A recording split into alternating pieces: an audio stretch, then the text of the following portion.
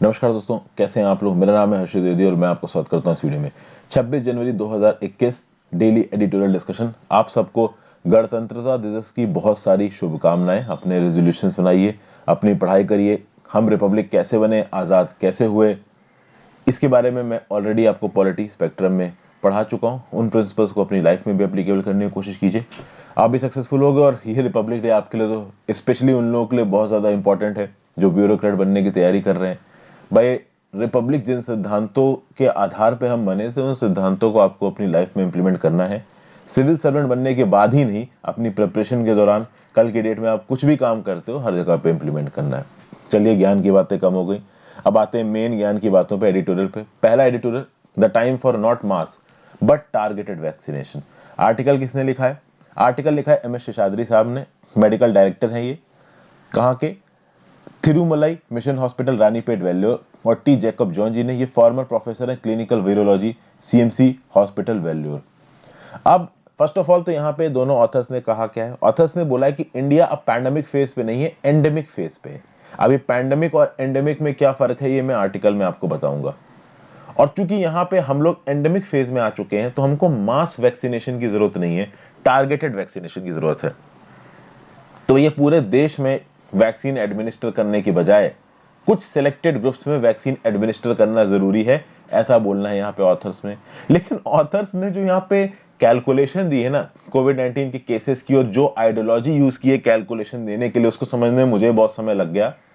और कुछ हद तक लॉजिकल हो सकती, नहीं हो सकती, जो भी आप कह सकते हो। स्टैटिस्टिक्स यहाँ पे ऑथर्स ने कोट किए हैं, जितना हो सकेगा मैं आपको स्टैटिस्टिक्स समझाने की कोशिश करूंगा। हालांकि वो स्टैटिस्टिक्स उतने काम के नहीं है, बट जो पॉइंट यहाँ पे दोनों ऑथर्स बता रहे हैं, वो पॉइंट जरूर हमारे काम के हैं। तो इस आर्टिकल को देखेंगे ढंग से। नेक्स्ट आर्टिकल है the script of another parade on Republic day. देखिए, रिपब्लिक डे पे हम लोग की जो राजपथ पे परेड होती है, उसके बारे में तो देखिए हमको पता ही है। लेकिन यहाँ पे हरीश खरे साहब क्या बोल रहे हैं कि फार्मर्स ने प्लान किया कि भाई 26 जनवरी को वो अपनी ट्रैक्टर परेड करेंगे सरकार के अगेंस्ट। तो एंटी बीजेपी और एंटी मोदी बातें हो रही हैं। यहाँ पे 3-4 पॉइंट्स दिए गए हैं। तो सीधे सीधे एंटी गवर्नमेंट बात है, और गवर्नमेंट को क्रिटिसाइज किया जा रहा है। गवर्नमेंट ने क्या गलत किया, क्या नहीं गलत किया, क्रिटिसाइज किया जा रहा है। एग्जाम्स के पर्सपेक्टिव से उतना इंपॉर्टेंट नहीं है, आप चाहो तो पढ़ सकते हो। नेक्स्ट बात करते हैं ओवर जेलस थ्रेट। यहाँ पे रिसेंटली बिहार पुलिस का एक सर्कुलर आया है सोशल मीडिया पोस्ट को लेके।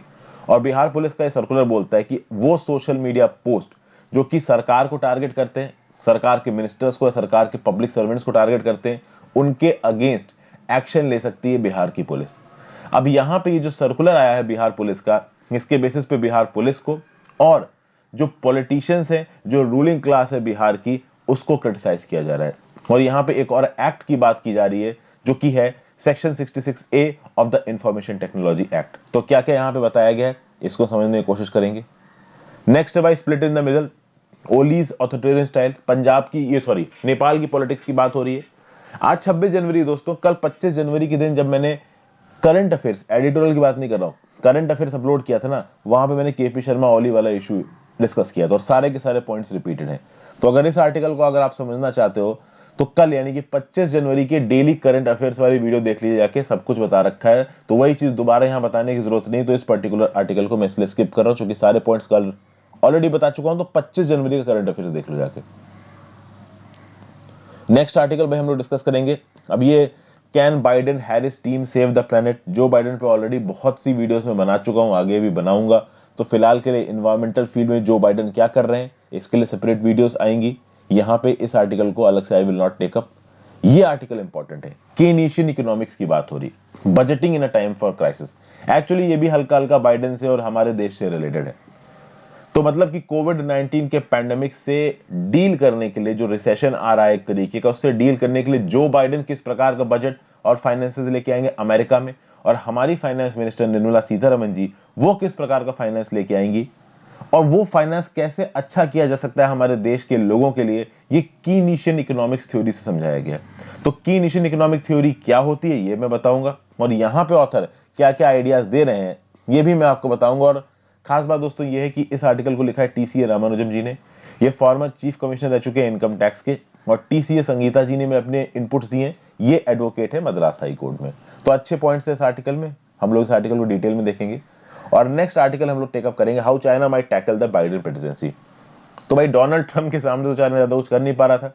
डोनाल्ड ट्रंप तो उस लेवल पे चाइना के पीछे पड़ गए थे कि चाइना को खुद ही नहीं समझ में आ रहा था कि ये कब जाएगा। अब बाइडेन आ गए हैं, तो बाइडेन की प्रेसिडेंसी में चाइना क्या क्या कर सकता है उसके बारे में बात करी गई, तो ये आर्टिकल डिस्कस करेंगे। तो शुरुआत करने से पहले वीडियो पे लाइक का बटन, आई होप अब तक आपने दबाई दिया होगा। बहुत सारे लोग हैं जो शुरुआत होते ही वीडियो पे लाइक का बटन दबा देते हैं। अब big thanks to all of them. Video को शेयर भी कर दीजिए दोस्तों, सब्सक्राइब कर लीजिए चैनल को अगर अब तक नहीं किया है तो अपने दोस्तों को करवा दीजिए। मुझे हेल्प करने के लिए आप ज्वाइन बटन दबा के चैनल के मेंबर ही बन सकते हैं। Almost everything free of cost available है आपको। ओके, कहीं पे भी इस लेवल की चीज आपको फ्री ऑफ कॉस्ट नहीं मिलेगी, तो आप छोटा कंट्रीब्यूशन दे सकते हो ज्वाइन बटन दबा के। इंस्टाग्राम पे फॉलो कर लीजिए, आपके जेन्युइन डॉट से जवाब दूंगा। टेलीग्राम ग्रुप ज्वाइन कर लीजिए, वहां पे आपको इस पर्टिकुलर लेक्चर की पीडीएफ मिल जाएगी। पहले बता देता हूं कि इस आर्टिकल में कुछ ऐसे फिगर्स हैं, मैथमेटिकल फिगर्स, जो शायद आपको समझ में ना आए। मैं कोशिश करूंगा जितना हो सके आपको वो समझाऊं। तो time for not mass but targeted vaccination in the endemic phase which India seems to be entering, the strategy should aim to prevent deaths, eradicate COVID-19। सबसे पहले तो यहाँ पे एंडेमिक फेज समझना ही अपने आप में एक बड़ी बात है।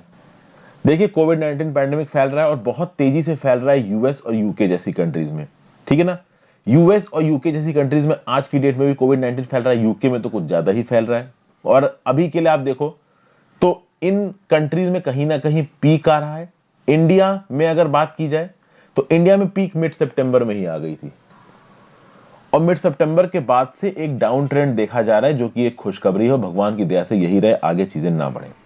पिछले 4 हफ्तों की बात की जाए, यानी कि दिसंबर 24 से जनवरी 21 तक की, इसमें जो रिपोर्टेड एवरेज डेली इन्फेक्शंस आ रहे हैं ना, तो पहले वीक में थे 22,263 केसेस पर डे, मैं एवरेज केसेस की बात कर रहा हूं। सेकंड वीक में 15,805 cases per day, third 15,541 cases per day, fourth 13,956 cases per day.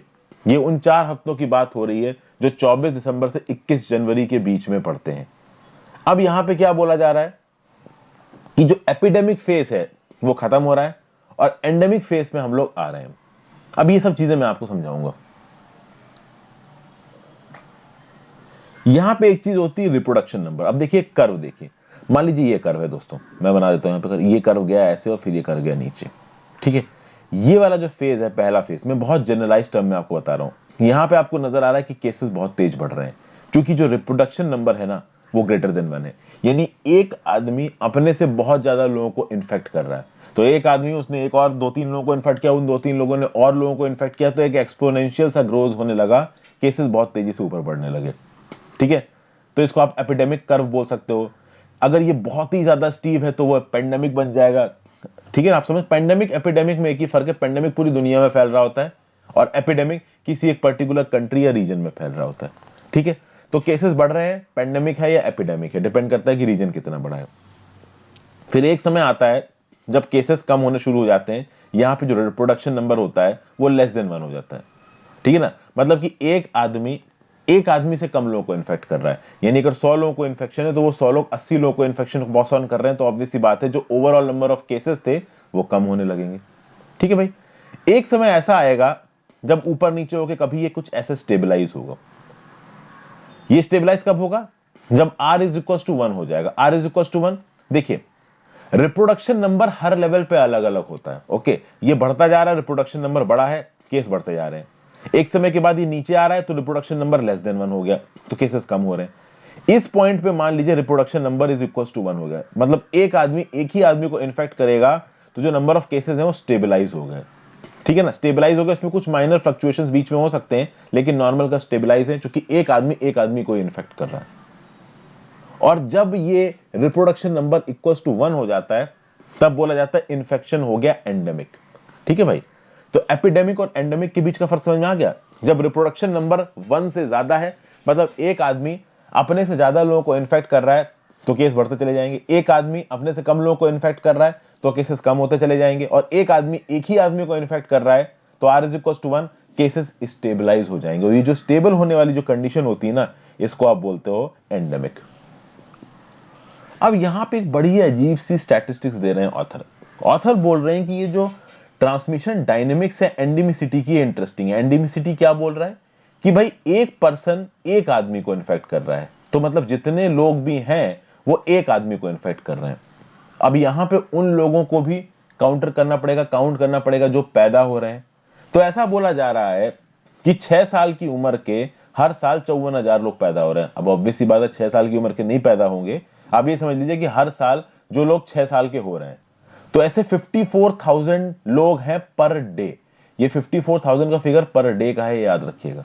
तो जितने भी लोग पैदा हुए, पैदा होने के बाद जितने भी लोग 6 साल तक जिंदा रहे, तो पर डे फिगर आप बोल सकते हो 54,000। तो ओवरऑल पॉपुलेशन में हर दिन 54,000 का फिगर जुड़ रहा है। अब अगर एंडेमिसिटी में R इज इक्वल टू 1 है, यानी कि जितनी भी आबादी है वो एक पर्सन एक को इन्फेक्ट करेगा, तो 54,000 एक्स्ट्रा लोगों की दिन में आने की वजह से 54,000 एडिशनल इन्फेक्शंस होने चाहिए। ठीक है ना भाई।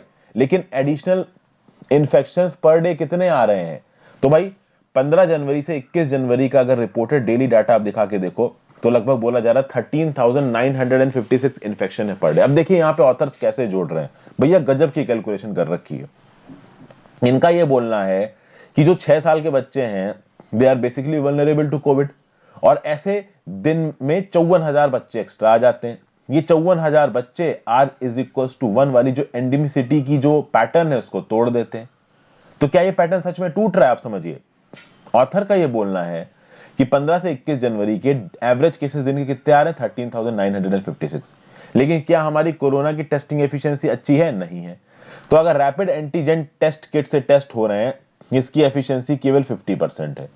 तो अगर इस टेस्ट किट की टेस्टिंग से लगभग 14,000 लोगों को रोज कोरोना हो रहा है, तो एक्चुअली में कोरोना के केसेस दुगने होंगे 28,000, क्योंकि इन्फेक्शन की सेंसिटिविटी मतलब एफिशिएंसी कितनी है? 50%। तो एक्चुअल में केसेस कितने होंगे? 28,000। और इंडिया में प्रॉब्लम क्या है कि केवल सिम्टोमेटिक इंडिविजुअल्स को टेस्ट किया जाता है, एसिम्टोमेटिक इंडिविजुअल्स को टेस्ट नहीं किया जाता है। तो ऑब्वियस सी बात है, आप ये मान सकते हो कि सिम्टोमेटिक इंडिविजुअल्स 50% होंगे और एसिम्टोमेटिक इंडिविजुअल्स ही 50% होंगे। तो ओवरऑल ये जो 28,000 लोग जिनको कोरोना है, ये नंबर एक्चुअली में कितना होगा? 56,000 होगा। और ये 56,000 इस 54,000 के बहुत पास है, मतलब हम एंडेमिक स्टेट में पहुंच गए। भैया गजब का दिमाग लगाया। अब कितनी साइंस इसमें सही है गलत है मुझे नहीं पता। इन्होंने ये बोला, फिर से बता देता हूं, कि 14,000 केस ऑन एन एवरेज आ रहे हैं 15 जनवरी से 21 जनवरी में डेली, और हमारी जो टेस्टिंग किट्स है उसकी एफिशिएंसी 50% है। तो एक्चुअली में केस 28,000 होंगे, हम पकड़ 14,000 पा रहे हैं। कोई बात नहीं, मान लिया 28,000 टोटल केस है। लेकिन एक और बात बोल रहे हैं कि इंडिया में टेस्टिंग केवल इनकी होती जिनको कोरोना के सिम्टम्स आ रहे हैं, जिनको कोरोना के सिम्टम्स नहीं आ रहे उनकी टेस्टिंग नहीं होती। अभी सिम्टम्स आने वालों को 50% मानो और सिम्टम्स नहीं आने वालों को 50% मानो, तो एक्चुअली में जो 28,000 केस हैं कितने बन जाएंगे? 56,000 केस, 56,000। और ये 56,000 54,000 के ऑलमोस्ट बराबर। 54,000 एक्स्ट्रा बच्चे दिन के पैदा हो रहे हैं इंडिया में। अभी आपको एक स्लाइड पहले मैंने बताया। तो एंडेमिसिटी आ गई। मतलब ऑथर ने एंडेमिसिटी निकालने का क्या तगड़ा तरीका ढूंढा है। तरीका कितना साइंटिफिक है ये तो नहीं बोला जा सकता। फिर कहीं ना कहीं इस तरीके को इन्होंने मॉर्टिलिटी रेट के साथ भी जोड़ा है। कोविड-19 की जो एवरेज डेली डेथ्स निकल के आ रही हैं लास्ट वीक में, वो है 163 डेथ्स पर वीक, पर डे। ठीक है ना। तो भाई कोविड-19 की वजह से पर डे 163 डेथ्स हो रही है। बट यहां पे ऑथर का ये भी बोलना है कि चूंकि मॉर्टिलिटी सर्टिफिकेशन में प्रॉब्लम है, तो एक्चुअल नंबर ऑफ जो डेथ्स हो रही हैं उसका 20% ही रिपोर्ट होती है। तो ये जो 163 डेथ्स पर डे रिपोर्ट हो रही है, this is only 20% of the actual deaths. तो बेसिकली जो 163 डेथ्स थी पर डे, ये एक्चुअली में कितनी थी? ये एक्चुअली में थी 815 डेथ्स पर डे। ठीक है। और कोविड-19 का केस फैटिलिटी रेट अगर आप 1% इंडिया में मान के चलो, तो भाई ओवरऑल 4 वीक्स अगो, यानी in the 3rd week of December, total number of cases कितने थे इंडिया में? 81,500। अभी ये कैसे आया लॉजिक? समझिए ये लॉजिक कैसे आ रहा है। बहुत सारे कैलकुलेशंस यहां पे लग रहे हैं और कहीं ना कहीं कैलकुलेशंस बहुत ही ज्यादा जनरलाइज कर रहा है ऑथर। अगर 100 लोगों को कोविड-19 होता है तो उसमें एक आदमी की मृत्यु होती है। ऑथर ने ये बोला, ठीक है भाई। तो अगर 1% का आप केस फैटिलिटी रेट मानते हो और ये मानते हो कि अभी के लिए पर डे 163 लोग मर रहे हैं और कोरोना की वजह से जो मौत है केवल 20% मौत रिपोर्ट हो रही है, तो इस हिसाब से एरर को एडजस्ट करते हुए पता क्या चलता है कि दिन में 815 लोग मर रहे हैं कोरोना की वजह से। कोई बात नहीं, ये जो लोग मरते हैं कोरोना की वजह से, ये ओवरऑल केसेस का केवल 1% है। तो अगर 815 लोग मर रहे हैं तो बेसिकली ये 1% होंगे। तो ओवरऑल केसेस कितने होंगे? 815 इंटू 100 मतलब कि 8 लाख मतलब 81,500। तो कुल मिला के अगर एक दिन में 815 लोग मर रहे हैं कोरोना की वजह से और 1% का कोविड फैटिलिटी रेट है, तो टोटल कितने लोगों को कोरोना होगा? 81,500 लोगों को, 81,500 लोगों को, ये भी मान लिया। लेकिन ये 81,500 लोग पर डे कोरोना वाले होंगे थर्ड वीक ऑफ दिसंबर में। क्यों? क्योंकि भाई एक आदमी को कोरोना के सिम्टम आए और वो मर गया, इसके बीच में 4 हफ्ते का गैप होता है। तो अगर आप अभी काउंटिंग कर रहे हो थर्ड वीक ऑफ जनवरी में, तो आपको रेफरेंस कब का लेना पड़ेगा? थर्ड वीक ऑफ दिसंबर में, क्योंकि अब जो लोग मर रहे होंगे वो 4 हफ्ते बाद मर रहे हैं ना। तो भाई पहले तो ये जो 1% के, आप कह सकते हो 815 लोग मर रहे हैं दिन के, इनको कोरोना 4 हफ्ते पहले हुआ होगा। तो 4 हफ्ते पहले जो पर दिन का कोरोना का डाटा था वो कितना था? 81,500। और इसी लॉजिक से अगर आप थर्ड वीक ऑफ जनवरी पे आते हो तो पता चलता है कि भैया 81,500 केसेस जो पर डे थे कोरोना के in the third week of December, वो थर्ड वीक ऑफ जनवरी में 40,750 पे आ चुके हैं और हम लोग एंडेमिक फेज में एंट्री मार चुके हैं।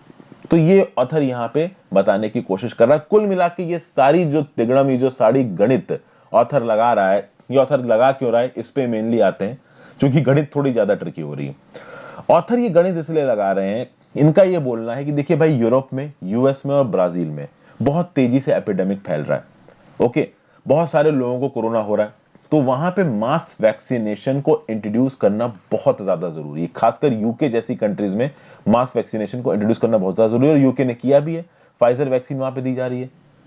इंडिया की अगर बात करिए तो इंडिया में ये जो रैपिड एपिडेमिक स्प्रेड था ना, ये ओवर हो चुका है। याद करिए मिड सितंबर का वो टाइम, जब दिन में 1-1 लाख केसेस आ रहे थे, लोगों का दिमाग खराब हो गया था कि भाई क्या हो रहा है, ये तो फैलता ही जा रहा है, फैलता ही जा रहा है। तो हमारी देश में ये जो इमरजेंसी यूज ऑथराइजेशन आया है कोरोना की वैक्सीन का, ये बहुत देर में आया है। जब बहुत स्पीड से हमारे यहाँ पे केसेस फैल रहे थे, उस समय पे वैक्सीन बन के रैपिड यूज ऑथराइजेशन होना चाहिए था, उस समय पे नहीं हुआ। अब तो केसेस उतनी तेजी से फैल भी नहीं रहे हैं। तो अब जब उतनी तेजी से केसेस नहीं फैल रहे हैं, तो मास वैक्सीनेशन की बजाय अब हमें जरूरत किस चीज की है? अब हमें जरूरत है टारगेटेड वैक्सीनेशन की। आंख बंद करके आप किसी भी को भी वैक्सीन दे रहे हो, this is actually not right. ठीक है भाई। अब यहां पे ऑथर ये बता रहे हैं कि भाई हेल्थ केयर स्टाफ को वैक्सीनेशन देना बहुत जरूरी है। अभी के लिए जो फर्स्ट फेज ऑफ वैक्सीनेशन है, वहां पे वैक्सीनेशन हेल्थ केयर स्टाफ को ही दिया जा रहा है। Vaccinating health care staff is a humanitarian and public health imperative, बहुत जरूरी है, क्योंकि ये वो वर्क फोर्स है जो कि डायरेक्ट ऑन ग्राउंड पे लोगों को केयर दे रही है, वुलनरेबल पेशेंट्स को केयर दे रही है। अभी इसी वर्क फोर्स के अंदर कोरोना हुआ और इसने किसी को इन्फेक्ट कर दिया तो बहुत प्रॉब्लम हो जाएगी। तो ये नहीं होना चाहिए। तो भाई कहीं ना कहीं ये वैक्सीन हेल्थ केयर इंस्टीट्यूशंस को प्रोवाइड की जानी चाहिए, इसको टैक्स नहीं करना चाहिए, मतलब फ्री ऑफ कॉस्ट प्रोवाइड की जानी चाहिए। कहीं ना कहीं सरकार इसको फ्री ऑफ कॉस्ट प्रोवाइड कर भी रही है। ठीक है। अगर आप इंडिया की इकोनॉमी की बात करो, धीरे धीरे इंडिया की इकोनॉमी ओपन अप हो रही है, normal day to day activities चालू हो गई हैं, ट्रांसपोर्ट सर्विसेज शुरू हो गई हैं, एजुकेशनल इंस्टीट्यूशंस भी खुल रहे हैं, मूवी थिएटर्स को भी ऑपरेट करने की परमिशन दे दी गई है। और कहीं ना कहीं ये बात है कि भाई 60% ऑफ द पॉपुलेशन एक्सपोज हो चुकी है कोरोना को, तो हमारे यहाँ पे हर्ड इम्यूनिटी भी डेवलप हो गई है। ज्यादातर ये हर्ड इम्यूनिटी हेल्थ यंगस्टर्स की वजह से डेवलप हुई है, क्योंकि जो यंगस्टर्स हैं वो हेल्दी हैं और उनका जो इम्यून सिस्टम है उसने जल्दी मार दिया कोरोना को। सबसे ज्यादा वुलनरेबल कौन है? वो बूढ़े लोग जो कि कोमॉर्बिडिटी है, जिनको किसी प्रकार की प्रॉब्लम है, तो कैंसर है, हार्ट डिजीज है, ब्लड प्रेशर है, तो भाई ऑलरेडी बूढ़े हैं, ऊपर से प्रॉब्लम है, तो इम्यून सिस्टम बहुत ज्यादा रिस्पॉन्स्ड है। इन लोगों के अंदर इन्फेक्शन, डिजीज और मोर्टेलिटी के बहुत ज्यादा चांसेस है। तो वैक्सीन अगर देनी है तो भैया इस लॉट को सबसे ज्यादा देनी है। 55 साल से ज्यादा के जो सिटीजन है, या फिर जो 55 साल से कम से सिटीजन हैं, जिनको diabetes, hypertension, obesity, chronic lung, heart, kidney disease, इनको आपको पहले वैक्सीन देने की जरूरत है। और इस वैक्सीन को देने के लिए आपको लोकल गवर्नमेंट्स को, यानी कॉर्पोरेशंस, म्यूनिसिपैलिटीज, पंचायत, आधार डाटाबेस का जो डाटा है उसको डिप्लॉय करना पड़ेगा। इन्यूमरेशन, रजिस्ट्रेशन और वैक्सीनेशन, इन लोगों का डिले बिल्कुल भी नहीं होना चाहिए, क्योंकि अगर इन लोगों में कोरोना पहुंचा तो भाई डेडली इफेक्ट होगा कोरोना का। ये हम इटली में देख ही चुके हैं। इटली में जो मेजॉरिटी ऑफ द लोग मरे थे वो बूढ़े थे। इटली की एक बहुत बड़ा सेक्शन पॉपुलेशन का बूढ़ा है, क्योंकि वहां पे एवरेज एज एट बर्थ 80 साल से ज्यादा है।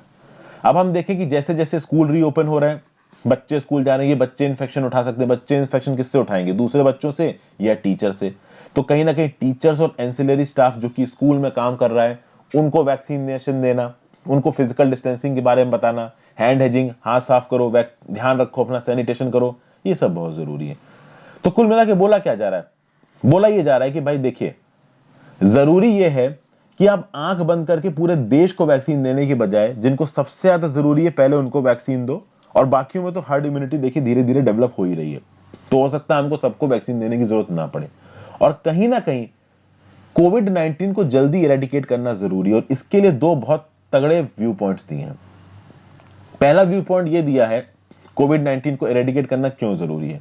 वायरस म्यूटेट कर रहा है, हमने देखा कि H5901 बहुत अलग अलग प्रकार के वेरिएंट आ रहे हैं वायरस के, और ये पूरे चांसेस है कि हो सकता है इस वायरस का कोई ऐसा वेरिएंट, कोई ऐसा स्ट्रेन आ जाए जिसके ऊपर जो प्रेजेंट दवाइयां बनाई जा रही हैं, फाइजर, मॉडर्ना, कोवैक्सीन, कोविशील्ड जैसी, ये दवाइयां उस स्ट्रेन के ऊपर इनइफेक्टिव हो जाए। तो अगर ये दवाइयां उस स्ट्रेन के ऊपर इनइफेक्टिव हो गई तो नई दवाई बनाने की जरूरत पड़ जाएगी, और नई दवाई बनाना बहुत लंबा प्रोसेस है, ये आपको मुझे दोनों को पता है। तो ऐसे नए स्ट्रेन और ना निकल आए, इसके लिए कोविड-19 को इरेडिकेट करना बहुत जरूरी है, और इसके लिए वैक्सीन को सही तरीके से एडमिनिस्टर करना बहुत जरूरी है। ये पहला रीजन दिया। दूसरा रीजन दोस्तों ये है कि ये जो वायरस है अभी के लिए ह्यूमन टू ह्यूमन ट्रांसमिशन हो रहा है, इसका एनिमल रिजर्वायर अभी के लिए मेजर बेसिस पे नहीं दिखा है, लेकिन कहीं ना कहीं इस वायरस का ह्यूमन टू एनिमल ट्रांसमिशन हो सकता है, और उसके बाद एनिमल टू ह्यूमन भी हो सकता है। तो भाई बहुत से ऐसे जानवर हैं जैसे कि डियर फैमिली के जानवर हो गए, मिंक हो गया, फेरेट्स हो गए, इन जानवरों में अगर ये वायरस ह्यूमन टू एनिमल तरीके से पहुंच जाता है तो एनिमल टू ह्यूमन ट्रांसमिशन भी हो सकता है इस कोविड वायरस का। और अगर इस कोरोना का एनिमल टू ह्यूमन ट्रांसमिशन शुरू हो गया तो कोरोना को एलिमिनेट करना ऑलमोस्ट इम्पॉसिबल हो जाएगा। इसलिए यह बहुत जरूरी हो जाता है कि हम कोरोना के इस थ्रेट को जितना जल्दी हो सके उतना जल्दी एलिमिनेट कर दें, इससे पहले कि ये एलिमिनेट करना ही हमारे बस के बाहर चला जाए। तो ये था आर्टिकल। नेक्स्ट आर्टिकल में चलते हैं। अब इस पर्टिकुलर केस में क्या हुआ? इस पर्टिकुलर केस में ये हुआ, बिहार पुलिस ने एक सर्कुलर इशू किया, और इस सर्कुलर के थ्रू बिहार पुलिस ने एक वार्निंग दी। वार्निंग क्या थी कि बिहार पुलिस लीगल एक्शन लेगी उन लोगों के अगेंस्ट जो सोशल मीडिया पे ऑफेंसिव पोस्ट डाल रहे हैं। ऑफेंसिव पोस्ट डाल के किसको टारगेट कर रहे हैं? सरकार को टारगेट कर रहे हैं, सरकार के मिनिस्टर्स को टारगेट कर रहे हैं, और सरकार के ऑफिशियल्स को, यानी जो सिविल सर्वेंट है उनको टारगेट कर रहे हैं। अभी इस प्रकार के जो सर्कुलर होते हैं ना दोस्तों, ये इस प्रकार के circular ignorance of the law दिखाते हैं। कहीं ना कहीं देखिए डेमोक्रेसी के अंदर लोगों के पास ये राइट है कि वो सरकार द्वारा ली गई पॉलिसीज को, सरकार द्वारा लिए गए एक्शंस को क्रिटिसाइज कर सकते हैं, अगर वो एक्शन सच में क्रिटिसाइज करने लायक हैं तो। यहां पे अगर बात की जाए तो देखिए, इकोनॉमिक ऑफेंसेस विंग की बात करते हैं। Economic offences wing which also deals with cyber crime has sent a circular to the department secretaries that they could inform the wing about such offensive posts so that it could act against them, turning such actions as prescribed against law. जो economic offences wing है बिहार की, जो कि cyber crime को देखता है, उसने अलग अलग बिहार के डिपार्टमेंटल सेक्रेटरीज को लेटर भेजा है कि भाई अगर आपको ऐसा कुछ लगता है कि कोई ऐसा एक्टिविटी हुई है ऑनलाइन जो कि सरकार को टारगेट कर रही है, या सरकार के किसी डिपार्टमेंट को टारगेट कर रही है, तो ऐसे केसेस के बारे में आप हमको बताइए, हम इसके ऊपर एक्शन लेंगे। अब ये जो लेटर भेजा गया है, इस इंस्पेक्टर जनरल ऑफ पुलिस के लेटर में कोई भी स्पेसिफिक पेनल प्रोविजन का रिमार्क नहीं है।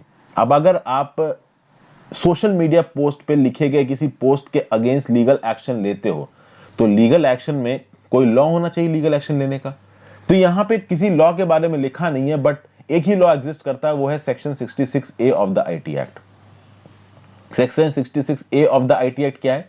It dealt with punishment for sending offensive messages through communication service. इस section 66A of the IT act को सुप्रीम कोर्ट ने 2015 में स्ट्रक डाउन कर दिया। उस समय पे यह बोला गया कि section 66A of the IT act के थ्रू जो सरकार है वो बहुत जरूरत से ज्यादा ताकत ऑनलाइन फील्ड में अपने हाथ में ले सकती है, जो कि सही नहीं है डेमोक्रेसी के लिए। अभी के लिए देखा जाए तो ये जो आईटी एक्ट है, इस आईटी एक्ट के अंदर कुछ चीजों को रोका जा सकता है सरकार के द्वारा, जैसे कि अगर आप ऑब्सीन या कोई गंदा मैसेज भेजते हो, या फिर आप हैकिंग करते हो, कंप्यूटर रिसोर्सेज को स्टील करते हो, आइडेंटिटी थेफ्ट करते हो, किसी दूसरे का बन के आप अपनी आइडेंटिटी फेक करते हो, प्राइवेसी का वायलेशन करते हो, तो अगर इस प्रकार की आप चीजें कर रहे हो तो भाई सरकार इस आईटी एक्ट के अंदर आपको पकड़ के जेल में डाल सकती है। आपके एक्शंस को रोक सकती है। लेकिन कहीं से भी section 66A of the IT act या आईटी एक्ट में ये नहीं लिखा है कि अगर आप सरकार को क्रिटिसाइज करते हो, सरकार की पॉलिसी को क्रिटिसाइज करते हो, सरकारी डिपार्टमेंट्स को, सरकारी मिनिस्टर को, सरकारी पब्लिक ऑफिसर्स को क्रिटिसाइज करते हो, तो वो आईटी एक्ट का वॉयलेशन है। इनफैक्ट एक डेमोक्रेसी में reasonable criticism of the government जरूरी है। अभी ये भी जरूरी है कि भाई कोई हद से ज्यादा प्रॉब्लम क्रिएट ना कर रहा हो, कोई हद से ज्यादा हैवॉक क्रिएट ना कर रहा हो, र्यूमर मॉन्गरिंग ना कर रहा हो, इंसल्टिंग लैंग्वेज ना प्रोड्यूस यूज कर रहा हो, तो ये सब तो जरूरी है। देखिए, the tenor of the warning suggests that the cybercrime wing may initiate proceedings against those with who post offensive message।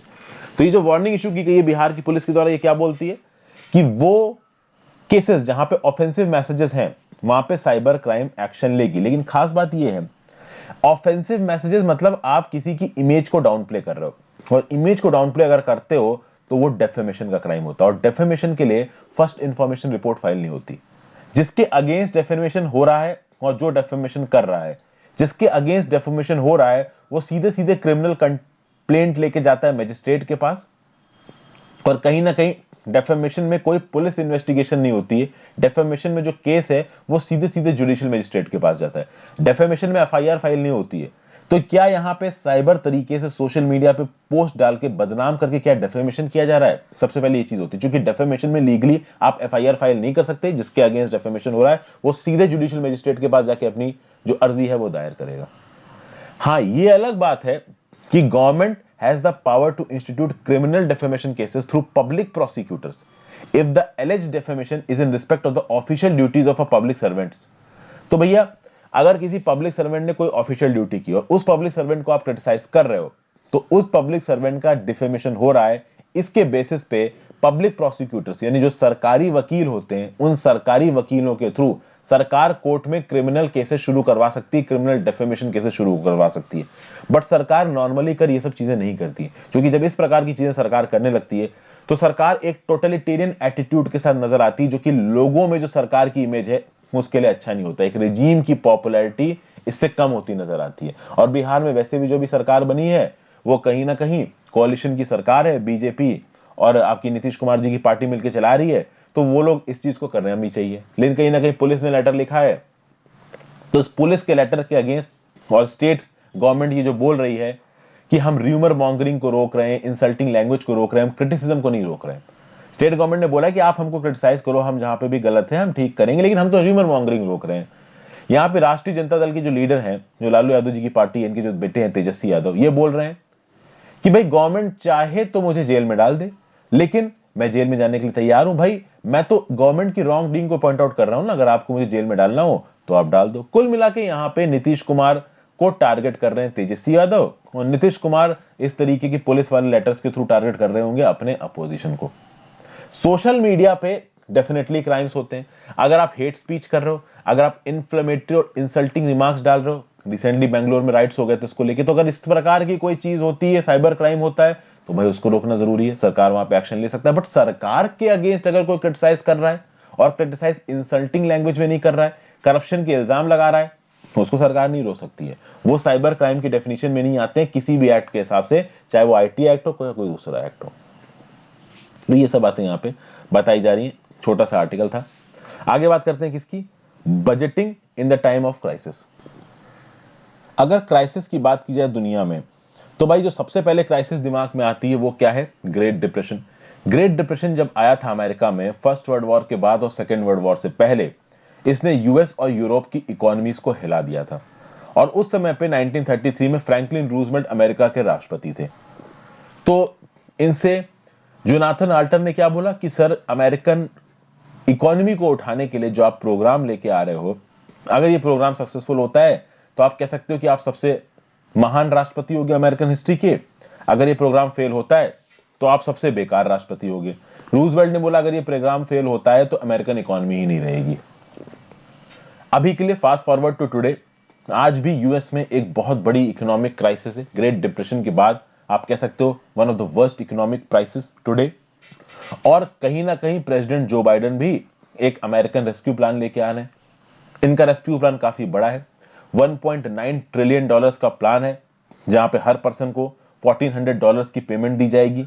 Increased unemployment benefits दिए जाएंगे, लोकल गवर्नमेंट्स को पैसों का सपोर्ट और दूसरे प्रकार के सपोर्ट दिए जाएंगे, एक्सेलरेटेड वैक्सीन रोल आउट होगा, कहीं ना कहीं बच्चों को वापस स्कूल में लाने की कोशिश की जाएगी, और जो लोग भी को भी नौकरी दी जा रही है ना, इस बात को इंश्योर किया जाएगा कि उनको उनकी नौकरी में कम से कम $15 प्रति आवर मिले। तो कहीं ना कहीं यूएसए के जो राष्ट्रपति है वो बहुत बड़ा बजट लाने की कोशिश कर रहे हैं, और कुछ ऐसा इंडिया में हमारी फाइनेंस मिनिस्टर और दूसरे मिनिस्टर्स भी कर रहे होंगे। Finance minister Nirmala Sitharaman ji union budget पेश करेंगी 1 फरवरी 2021 को। आज मैं इस वीडियो को रिकॉर्ड कर रहा हूं 26 जनवरी को। बहुत तेजी से इनकम टैक्स डिपार्टमेंट दिल्ली में काम चल रहा होगा। अगर आप कभी इनकम टैक्स आईआरएस बनोगे और इस समय पे फाइनेंस मिनिस्ट्री में आपकी पोस्टिंग होगी, तो इस समय पे फाइनेंस मिनिस्ट्री में सारे इनकम टैक्स वाले हिले रहते हैं। बहुत तेजी से बजट डॉक्यूमेंट बन रहा होता है। बजट डॉक्यूमेंट बनने का जो प्रोसीजर होता है ना, तगड़ा होता है। वो दिसंबर से शुरू हो जाता है, जनवरी का महीना बहुत एक्टिव होता है इनकम टैक्स ऑफिशियल्स के लिए और बाकी ऑफिशियल्स के लिए जो कि दिल्ली के सचिवालय में फाइनेंस मिनिस्ट्री में पोस्टिंग होते हैं। ठीक है भाई। जब पैंडेमिक फैलना शुरू हुआ था और पैंडेमिक के चलते ग्रोथ रुकी थी, तो गवर्नमेंट ने अनाउंस किया 20 लाख करोड़ का फिस्कल पैकेज। ठीक है ना भाई। और यहां पे ये बोला गया कि जो फिस्कल डेफिसिट है वो फिस्कल रिस्पांसिबिलिटी और बजट मैनेजमेंट एक्ट को पीछे छोड़ देगी। मतलब कहीं ना कहीं fiscal responsibility budget management act ने बोला कि फिस्कल डेफिसिट 3-3.5% से ऊपर नहीं जानी चाहिए, लेकिन ऑब्वियसली बात है वो तो पहले ही 4 महीने में ऊपर चली गई, जो पूरे साल का टारगेट था। और कहीं ना कहीं अब एक चीज समझ में आ रही है कि ज्यादा पैसा खर्चा करना थोड़ा मुश्किल हो जाएगा। Centre for monitoring Indian economy का क्या बोलना है कि भाई अनएम्प्लॉयमेंट, चाहे वो अर्बन अनएम्प्लॉयमेंट हो चाहे वो रूरल एम्प्लॉयमेंट है, वो बढ़ रहा है। हेल्थ और इंफ्रास्ट्रक्चर बजट्स भी हमारे पास कम है, खासकर हेल्थ बजट, चूंकि भाई सबको कोरोना का इलाज कराना है, बाकी बीमारियों का इलाज करना है और पैसे उस हिसाब के हैं नहीं। इंफ्रास्ट्रक्चर बजट्स भी यहाँ पे कम है। तो भाई सरकार यहाँ पे कर क्या सकती है? सरकार के लिए यहाँ पे कीनीशियन इकोनॉमिक्स वाले कुछ बेसिक थ्योरी लेके आए हैं। कीनीशियन इकोनॉमिक्स की अगर हम बात करें, जॉन मेनार्ड केन्स इसने इस इकोनॉमिक की प्रिंसिपल दिए कीनीशियन इकोनॉमिक्स के। कीनीशियन इकोनॉमिक्स है क्या? ये मैक्रो इकोनॉमिक थ्योरीज है। इकोनॉमिक्स में दो चीजें होती हैं, एक माइक्रो इकोनॉमिक्स होती है, एक मैक्रो इकोनॉमिक्स होती है। माइक्रो में आप छोटी छोटी चीजों को, छोटे छोटे सेक्टर्स ऑफ इकोनॉमी को एनालाइज करते हो, और मैक्रो इकोनॉमिक्स में आप overall economy as a whole को देखते हो। तो अगर आरबीआई ने रेपो रेट कम किया या रेपो रेट बढ़ाया तो ये एक मैक्रो इकोनॉमिक मेजर है। इस रेपो रेट को घटाने और बढ़ाने से अलग अलग सेक्टर्स ऑफ द इकोनॉमी में क्या इंपैक्ट आया ग्राउंड लेवल पे, वो देखना माइक्रो इकोनॉमिक्स है। तो ओवरऑल जब आप इकोनॉमी को कंसोलिडेटेड तरीके से एज अ होल देखते हो तो वो मैक्रो इकोनॉमिक होता है। तो कीनीशियन इकोनॉमिक मैक्रो इकोनॉमिक थ्योरी है, जहां पे ये बताया जाता है कि जो इकोनॉमिक आउटपुट है वो एग्रीगेट डिमांड पे बहुत ज्यादा इफेक्ट पड़ता है। ओके भाई। और कीनीशियन व्यू के हिसाब से जो एग्रीगेट डिमांड है वो जरूरी नहीं है कि भाई जो हमारी productive capacity of the economy है उसके बराबर हो। तो अब यहां पे एक ट्रिकी थ्योरी नजर आ रही है, और ये बहुत ट्रिकी है। मैं बहुत जनरल टर्म्स में आपको बता रहा हूं कि जो इकोनॉमिक आउटपुट है, इस इकोनॉमिक आउटपुट के ऊपर बहुत बड़ा इंपैक्ट पड़ता है डिमांड के चलते। तो भाई अगर डिमांड ज्यादा है तो ऑटोमेटिकली इकोनॉमिक आउटपुट ज्यादा हो ही जाएगा, सीधे हो, डायरेक्टली हो, इनडायरेक्टली हो, वो एक अलग बात है।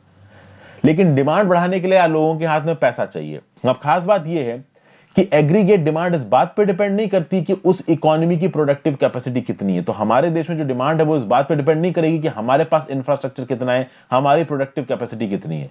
क्योंकि अगर आप देखो तो इंडिया में बहुत डिमांड है और प्रोडक्टिव कैपेसिटी उतनी है नहीं, ज्यादातर चीजें हम लोग बाहर से इंपोर्ट करते हैं, तभी तो चाइना पे इतनी इंपोर्ट डिपेंडेंस हो गई आज की डेट में। तो बोला यह जा रहा है कि एग्रीगेट डिमांड कहीं ना कहीं बहुत सारे फैक्टर्स पे डिपेंड करता है। And according to Keynes, the productive capacity of the economy sometimes behave erratically, affecting production, employment और inflation। सीधी सीधी बात यह है कि भाई productive capacity of the economy बहुत सी चीजों पे डिपेंड करती है, इन्फ्लेशन पे डिपेंड करेगी, एम्प्लॉयमेंट पे डिपेंड करेगी, प्रोडक्शन पे डिपेंड करेगी। इसीलिए अगर आप एक काम करो, आप एग्रीगेट डिमांड बढ़ा दो, और अगर आप एग्रीगेट डिमांड बढ़ाते हो तो कैसे ना कैसे करके इकोनॉमी की प्रोडक्शन होगा ही होगा, प्रोडक्टिव कैपेसिटी कैसे ना कैसे करके बढ़ेगी ही बढ़ेगी। प्रोडक्शन, एम्प्लॉयमेंट, इन्फ्लेशन जो भी इफेक्ट डालेंगे, बट अगर डिमांड बढ़ रही है तो इकोनॉमिक आउटपुट बढ़ेगा, इकोनॉमिक आउटपुट बढ़ेगा तो प्रोडक्टिव कैपेसिटी बढ़ेगी। अब प्रॉब्लम यह है कि डिमांड बढ़ाने के लिए लोगों के हाथ में पैसा चाहिए, और यहां पे कुछ आइडियाज आते हैं किसके? नोबेल लॉरिएट पॉल क्रुगमैन के। नोबेल लॉरिएट पॉल क्रुगमैन यहां पे एक सिंपल बात बोल रहे हैं। ये बोल रहे हैं कि भैया बहुत ज्यादा आपको कॉशन रखने की जरूरत नहीं है इकोनॉमिक मैथ्स में। देखिए, जब भी आप बजट बनाते हो एक देश के डेवलपमेंट के लिए, खासकर क्राइसिस के टाइम पे जब बजट बन रहे हो, तब दो तीन चीजों को ध्यान में रखना है। पहली चीज को ध्यान में यह रखना है कि गवर्नमेंट बहुत कुछ कर सकती है, सरकार बहुत कुछ कर सकती है, ठीक है ना भाई। सरकार अगर स्पेंडिंग करती है, नो डाउट वो स्पेंडिंग बेनिफिशियल होगी। अभी के लिए एक सेंटिमेंट बना हुआ है कि सरकार अनलिमिटेड अमाउंट ऑफ पैसा खर्च नहीं कर सकती, बट ऐसा नहीं है। पॉल क्रुगमैन साहब कह रहे हैं कि सरकार के अंदर बहुत काबिलियत है, सरकार के अंदर बहुत ताकत है, सरकार बहुत पैसा खत्म कर सकती है, और सरकार के पैसा खत्म करने से काफी फायदे होते हैं। फॉर एग्जाम्पल यूएस में आया था अफोर्डेबल केयर एक्ट, और इस अफोर्डेबल केयर एक्ट के चलते वो अमेरिकन जिनके पास हेल्थ इंश्योरेंस नहीं था वो बहुत कम हो गए, लोगों के अंदर एक sense of security I. Okay, ये क्यों आई? क्योंकि सरकार ने अफोर्डेबल केयर एक्ट पास किया। सरकार के अंदर एक काबिलियत थी कि उसने बोला कि हाँ भाई अगर किसी को बीमारी होती है हम आएंगे। उसके बाद सरकार को एक चीज अपने दिमाग में रखनी चाहिए, सेकंड रूल बता रहे हैं पॉल क्रुगमैन, कि भाई आप डेब्ट से ऑब्सेस मत करो। कहीं ना कहीं हमारी सरकार अभी के लिए डेब्ट से ऑब्सेस हो रही है। हमारी सरकार बहुत ज्यादा खर्चा इसलिए नहीं कर रही है क्योंकि हमारी सरकार को लग रहा है कि उधार बढ़ जाएगा, उधार बढ़ जाएगा तो उसके ऊपर इंटरेस्ट पेमेंट ज्यादा देने पड़ेंगे। पॉल क्रुगमैन का यह बोलना है कि डेब्ट जितनी बड़ी परेशानी लगती है उतनी बड़ी परेशानी डेब्ट है नहीं। सरकार जब मार्केट से पैसा उठाती है तो सरकार को जो इंटरेस्ट रेट देना पड़ता है ना उस मार्केट के पैसे पे, वो कम देना पड़ता है। तो जो बर्डन होता है डेब्ट को सर्विस करने का वो कम होता है। ये अलग बात है कि हमारे देश में इंटरेस्ट पेमेंट ज्यादा है, क्योंकि हमारी केंद्र सरकार और राज्य की सरकार का अगर आप टोटल डेब्ट बना लो तो वो 70% ऑफ जीडीपी होता है। लेकिन भाई यहाँ पे सीधी सीधी बात ये बोल रहे हैं कि क्राइसिस के समय पे डेब्ट से मत डरिए, सरकारों को पैसा लेना चाहिए। सिर्फ इस बात से डर के कि हम डेब्ट ले लेंगे उसके ऊपर हमको इंटरेस्ट लेना पड़ेगा इसलिए सरकार पैसा ना उठाए, स्पेंडिंग ना करे, ये गलत है। और तीसरी बात यहाँ पे जॉन ये पॉल क्रुगमैन क्या बता रहे हैं कि इन्फ्लेशन के बारे में चिंता मत करिए। एक हॉट इकोनॉमी को चलाना, हॉट इकोनॉमी मतलब जो इकोनॉमी हीटेड अप है, क्यों हीटेड अप है? क्योंकि सरकार ने इकोनॉमी में बहुत ज्यादा पैसा पंप इन कर रखा है। तो एक इकोनॉमी जहां पे सरकार ने बहुत ज्यादा पैसा पंप इन कर रखा है, ये पॉसिबल है कि वहां पे हम अनएम्प्लॉयमेंट को कम कर सके। ये पॉसिबल है कि भाई लार्ज बजट डेफिसिट होने के बाद भी जो इन्फ्लेशन है वो एक लिमिट से ज्यादा ना जाए। समझ गया बात को? तो कहीं ना कहीं इन्फ्लेशन को थोड़ा बहुत कंट्रोल में रख के, बजट डेफिसिट को ज्यादा रख के एक इकोनॉमी चलाई जा सकती है जहां पे अनएम्प्लॉयमेंट कम होगा। अनएम्प्लॉयमेंट कम होगा, लोगों के पास हाथ में पैसा ज्यादा आएगा, लोग डिमांड ज्यादा करेंगे, डिमांड के चलते प्रोडक्टिव कैपेसिटी बढ़ेगी, ओवरऑल इकोनॉमी हमारी बढ़ेगी और फिर हम डेब्ट भी वापस कर सकते हैं। समझ गया? और तीसरा, the fourth is to not count on bipartisan support. Bipartisan support मतलब किसी एक पर्टिकुलर कंट्री से अगर आप इकोनॉमी के फील्ड में जितनी कम उम्मीद रखेंगे उतना अच्छा है। आप अपने आप पे डिपेंड रहो और ओवरऑल जो आपका डेब्ट बर्डन है ना वो पूरी दुनिया में रखो। मतलब ऐसा नहीं कि किसी एक कंट्री से आपने पैसा लेना शुरू कर दिया।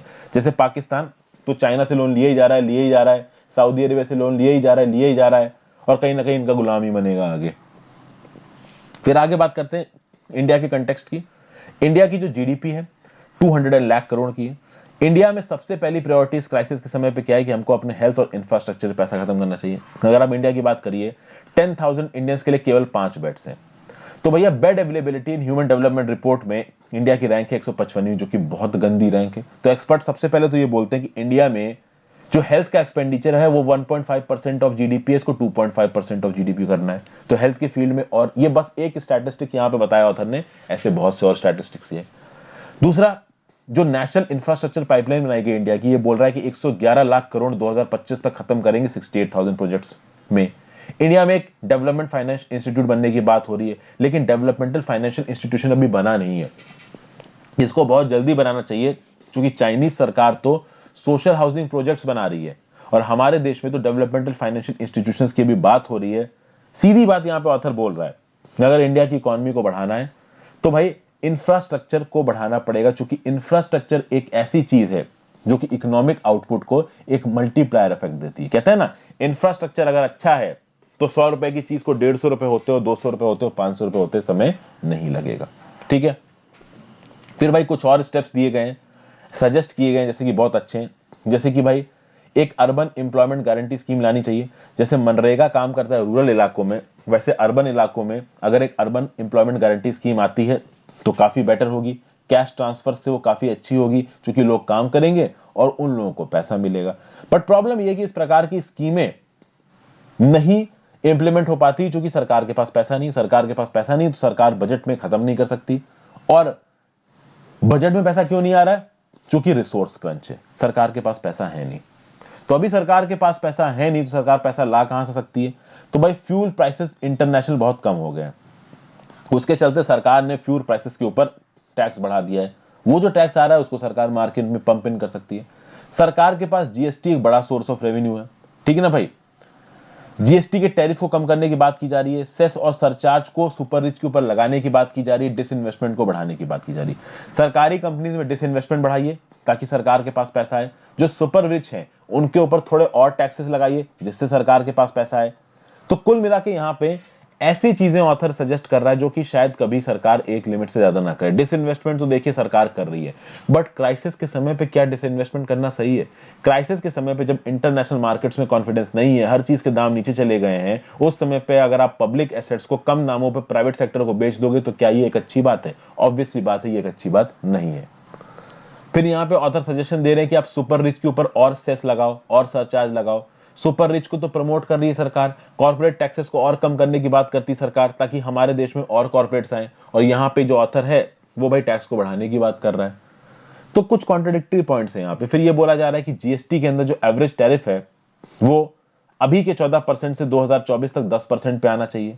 फिर भाई कहीं ना कहीं हमारे देश में बहुत की रिफॉर्म्स किए गए हैं, जैसे नए लेबर कोड, नए farm laws, insolvency and bankruptcy code, फिर single national wide GST, digitalisation, सब कुछ अच्छा अच्छा हो रहा है। आगे आने वाले समय में डबल डिजिटेड ग्रोथ को लाने की संभावना है, millions of additional well paid jobs आएंगी, इस बात की भी संभावना है। लेकिन बहुत से फैक्टर्स बीच में आ रहे हैं, जैसे कि हेल्थ फैक्टर बीच में आ रहा है। उस हेल्थ फैक्टर के चलते लोग ज्यादा बीमार पड़ेंगे तो देश की प्रोडक्टिव कैपेसिटी घटेगी, ह्यूमन रिसोर्स घटेगा, प्लस इंफ्रास्ट्रक्चर की कमी है हमारे यहाँ। आप इंसॉल्वेंसी एंड बैंक्रप्सी कोड लेके आ रहे हो, फॉर्म लॉस लेके आ रहे हो, नए लेबर कोड्स लेके आ रहे हो, जीएसटी ला रहे हो, कॉर्पोरेट प्रॉफिट टैक्स को रैशनलाइज कर रहे हो, सब कुछ कर रहे हो, अच्छी बात है। लेकिन हमारे देश में इन्वेस्टमेंट आनी चाहिए, हमारी डोमेस्टिक प्रोडक्शन कैपेसिटी बढ़नी चाहिए, ये बहुत जरूरी है। जब तक ये नहीं बढ़ेगी तब तक ज्यादा कुछ होने वाला है नहीं, और इसके लिए बजट जबरदस्त आना चाहिए।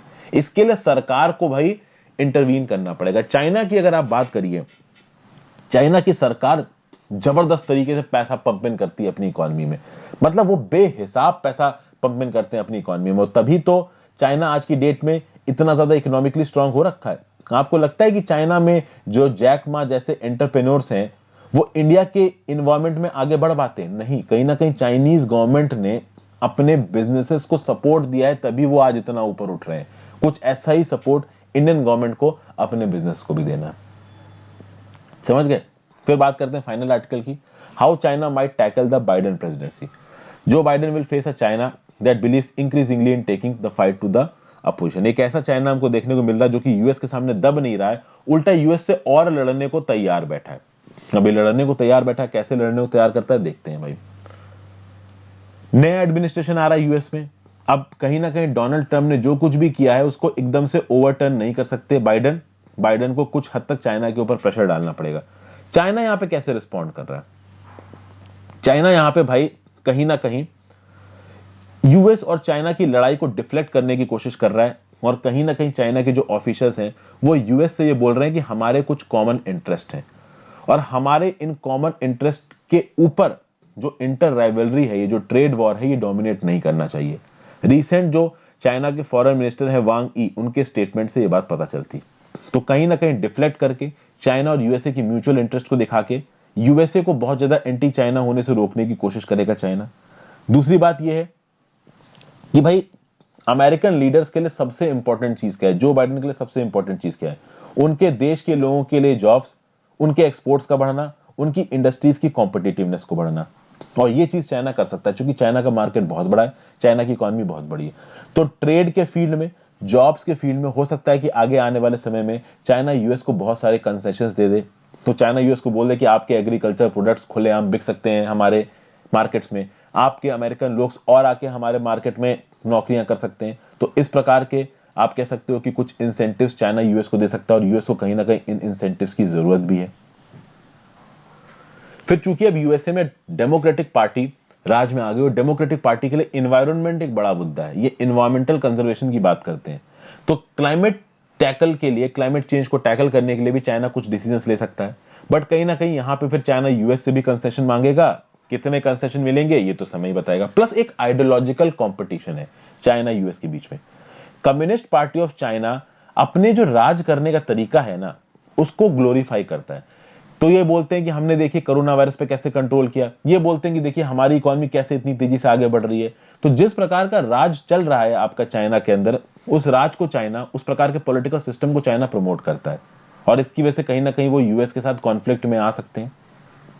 और आप समझिए यूएस चाइना के रिलेशंस इतने गंदे हो गए हैं कि चाइना के अंदर उइगुर मुस्लिम्स को दबाया जा रहा है, टोटलिटेरियन रिजीम है, इस बात को अमेरिका पॉइंट आउट करता रहता है और चाइना इस बात को पॉइंट आउट करता रहता है कि यूएस में तो खुद ही पोलराइजेशन चल रहा है, यूएस की व्हाइट जनता खुद ही ब्लैक जनता को मार रही है, तो ये हमको क्या समझा रहे हैं, हमारा मॉडल तो इनसे अच्छा है, हमारे इस पर ये कोई प्रॉब्लम्स नहीं होती। फिर चाइना यूएस के डोमेस्टिक इश्यूज में भी इंटरफेयर करता है। चाइना हर कंट्री के डोमेस्टिक इश्यूज में इंटरफेयर करता है, चाहे वो नेपाल हो, चाहे वो न्यूजीलैंड हो, चाहे वो बांग्लादेश हो, चाहे वो इंडिया हो। इंडिया ने तो बहुत ज्यादा चाइना को इंटरफेयर नहीं करने दिया है। यूएस के भी इंटरनल इश्यूज में चाइना अक्सर कर घुसने की कोशिश करता है और ऐसा एक यूएस ऑफिशियल ने लास्ट टाइम बोला भी था जब यूएस में इलेक्शंस हो रहे तो चाइना इंटरफेयर करने की कोशिश करा। इनफैक्ट इस बार के इलेक्शंस में भी चाइना ने पूरी कोशिश की है कि जो बाइडेन जीते, डोनाल्ड ट्रंप निकल जाए। ठीक है भाई। फिर भाई चाइना अमेरिका के हर एलाई और पार्टनर के ऊपर अपना प्रेशर डालेगा और ये प्रेशर बहुत तरीके से डाल रहे हैं। जैसे कि यूरोपियन यूनियन के साथ एक ट्रेड डील साइन की, आपका जो चाइना है यहाँ पे आरसीईपी एक रियलिटी बन चुका है। तो आरसीईपी के अंदर जो कंट्रीज हैं, ठीक है, यूरोपियन यूनियन के अंदर जो कंट्रीज हैं, उनके लिए चाइना बहुत इंपॉर्टेंट हो गया। अभी चाइना बहुत ज्यादा इंपॉर्टेंट हो गया है तो ये कंट्रीज बहुत ज्यादा एंटी चाइना और बहुत ज्यादा प्रो यूएस नहीं हो सकती। तो कहीं ना कहीं एक्सटर्नल फ्रंट पे भी डिप्लोमेसी के थ्रू अमेरिका के ऊपर प्रेशर डाल रहा है चाइना। समझ गया आप बात को। और चाइना जो अमेरिका के ट्रेडिशनल एलाइज है जैसे कि जापान, जैसे कि ऑस्ट्रेलिया, उनके ऊपर भी प्रेशर डाल रहा है। तो जापान के ऊपर प्रोवोकेशन कर रहा है बीजिंग, कहां पे, ईस्ट चाइना सी में। ऑस्ट्रेलिया के ऊपर इकोनॉमिक सैंक्शंस लगा दिए चाइना ने, जिसके थ्रू भी इनडायरेक्टली प्रेशर किसके ऊपर जा रहा है, यूएसए के ऊपर जा रहा है। बायलेटरल इन्वेस्टमेंट ट्रीटी हो गई यूरोपियन यूनियन के साथ। तो कुल मिला के हर प्रकार से चाइना अपोजिशन को टेकअप करने की कोशिश कर रहा है। मतलब चाइना यूएसए के सामने बकल डाउन नहीं हो रहा है, ठीक है, यूएसए के इकोनॉमिक प्रेशर या मिलिट्री प्रेशर के अंदर नहीं आ रहा है। समझ गए बात को। यूएस भी अपनी तरफ पे आमादा है तो ताइवान को ओपनली सपोर्ट कर रहा है USA. Most probably Joe Biden भी ताइवान को ओपनली ही सपोर्ट करेंगे। तो अब देखते हैं कि आगे आने वाले समय में बस देखना ये है कि जो डेमोक्रेट्स हैं और ये जो बाइडेन है ये अपनी चाइना पॉलिसी को किस प्रकार से टेकअप करते हैं। डोनाल्ड ट्रंप तो प्रॉपरली एंटी चाइना थे, इसमें कोई डाउट ही नहीं था, लेकिन जो बाइडेन का पॉलिसी स्टैंस देखना बाकी है। क्या ये डोनाल्ड ट्रंप जितने ज्यादा डेंजरस तरीके से आगे आएंगे या फिर जो बाइडेन सिर्फ अपने डोमेस्टिक एजेंडा पे ध्यान देंगे और बहुत ज्यादा एंटी चाइना होते नजर नहीं आएंगे। ये चीजें तो देखिए समय ही बताएंगी। Thank you for watching this video friends. अगर डिटेल तरीके से आर्टिकल्स को डिस्कस करो तो अच्छा खासा समय लग जाता है। आज की वीडियो भी ऑलमोस्ट 48-50 मिनट की हो ही गई है। So thank you for your patience. थोड़ी लेट हो गई वीडियो आज, क्योंकि कल रात देर तक जगा था और आज छुट्टी थी, कम ही छुट्टियां मिलती हैं तो सोता रह गया, इसलिए वीडियो लेट हो गई। बट सॉरी, आप थोड़ा सा एडजस्ट करो। Thank you for watching friends, have a great day.